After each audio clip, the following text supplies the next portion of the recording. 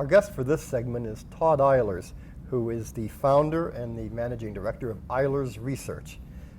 And we have to say, going into this, that Todd and Fantini Research have been partners together on numerous projects, and we co-publish the Eilers-Fantini quarterly slot survey, which we modestly can say is by far the most comprehensive and credible survey of its kind of gaming technology available in the industry today.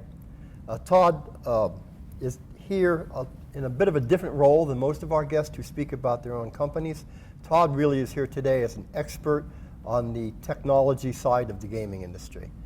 And before we begin, Todd, tell us a little bit about yourself and a little bit about Eilers Research. Sure. Well, Frank, thanks for having me. I really appreciate it. And like Frank said, we have a great partnership with our industry-leading slot survey. Eilers Research is about 2 years old, but been following the gaming technology space for over 10 years. Our research firm is essentially focused on producing high-quality market research, company research, and consulting services strictly for the gaming equipment and technology space. You know, a lot of firms are focused on the casino operators, but we're strictly focused on the suppliers and the technology space.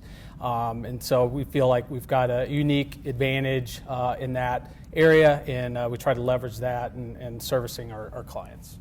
So as you look out from your perspective, what are the big trends that you see in the gaming industry? Sure. Well, certainly right now, I think that obviously, the domestic industry being here in the U.S. is certainly challenging. And while that's, tough for the casino operators, it's also very tough for the suppliers. I always say there's kind of two things that drive equipment sales on the replacement side, and that's essentially how the market's doing and if there's any sort of disruptive technology. And right now we just don't see any truly disruptive technology, so a lot of the replacement activity is mirroring kind of the weakness in overall GGR trends. Some key things that we are seeing though is with the land-based business being soft or challenging, a lot of companies focusing on their interactive strategies, whether it be real money internet gaming or social casino gaming. And we're big bulls on the social casino market. There's been a number of suppliers that have done very well by investing in that space and by layering in their traditional Vegas-style content, have been able to really drive tremendous value in that market. And so that's a big area of growth opportunity that we see. Outside of that, I think international markets, whether they be on more the distributed type of route op market, you've had Italy and Greece have legalized VLTs, China's expanding VLTs, even here in the U.S., Illinois has legalized VGTs at bars and taverns. So we do see that as also another growth area of the market.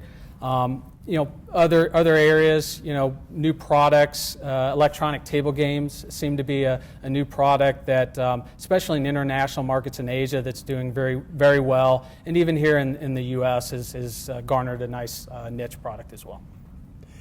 There are some people who think social gaming, social casinos, is just a bridge to real money play.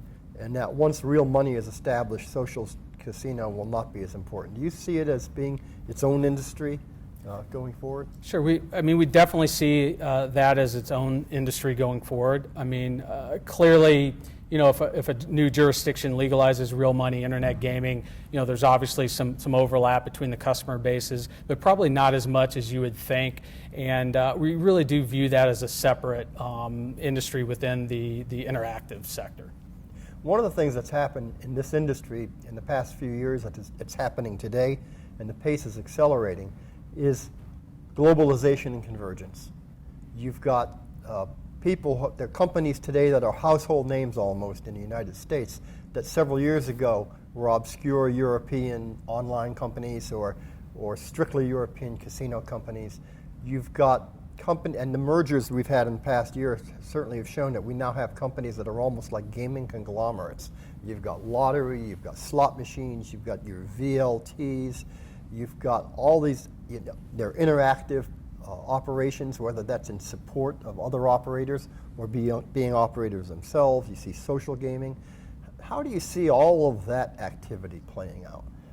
Sure. Well, right now, obviously, as you mentioned, a tremendous amount of consolidation going on in this industry. It's been talked about on the investment side for a number of years, but just never happened because I feel like most of the companies felt like there were reasonable opportunity to expand their organic or core business. With the challenges in the U.S. market, clearly things have changed, and suppliers are looking to grow their business. And so with cheap debt financing and a soft domestic market, acquisitions are a great way to do that. I think there's a tremendous amount of cost synergies by combining companies together. There's also a lot of revenue synergies as well, whether it be taking land-based content and putting it in an interactive venue, or taking land-based casino content and putting it in a VLT type scenario. I think there's a lot of synergies between the companies. Now, that doesn't mean it's going to be easy. I mean, there's a lot of integration work that needs to be done on some of these large acquisitions. But clearly, I feel there is an opportunity with the right management teams in place to execute on that and drive value for shareholders on the equity side, but also I think ultimately should be a good thing for the industry as well. One of the things we've seen is we have seen some of these smaller competitors on the supplier side come up and become much more significant competitors. Two names that are obvious are Konami and Multimedia Games. Are there any other small companies there that you think investors ought to keep on their radar screen, either as growth companies that they can invest in or companies that will have a competitive impact on others? Sure, absolutely. There has been a lot of consolidation, but there still are some individual companies out there that we kind of lump into the emerging category. Ainsworth, an Australian company, is one of those. Aruze, a Japanese-owned company. We continue to hear very good things about those companies. Show up very well in our quarterly surveys in terms of purchasing activity and game performance. On the international front, you have companies like Novomatic that have decided to make a large investment in the U.S. market, and given their resources, would expect them to be decent competitors over the next couple of years. On the electronic table game side, there's a couple of companies out there like Interblock that's done very well, or an LT Games, which is mainly in Asia, but it struck a deal with IGT recently to distribute their electronic table games.